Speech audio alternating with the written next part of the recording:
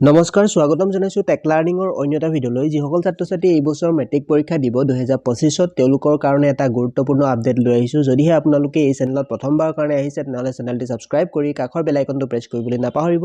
প্ৰথম কথা হ'ল যিসকল ছাত্ৰ-ছাত্ৰী এবাৰ মেট্ৰিক পৰীক্ষাত নকল কৰিম বুলি ভাবি আছে তেওঁলোকে এই কথা অতিকৈ জনাটো গুৰুত্বপূৰ্ণ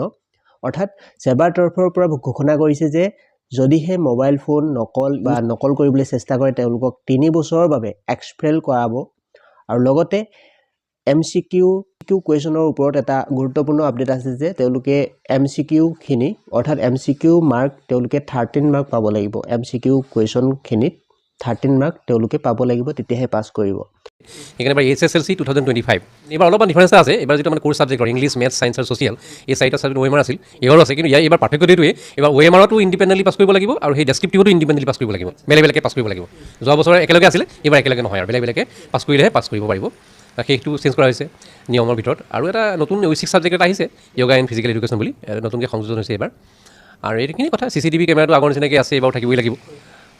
বাকীখিনি কোনো চেণ্টাৰৰ নিয়ম কানুনৰ ফালে কোনো চেঞ্জ হোৱা নাই আৰু মোবাইল ফোনটো নিবই নোৱাৰে মোবাইল ফোন যদি ধৰা পৰে 3 বছৰৰ কাৰণে এক্সপেল হ'ব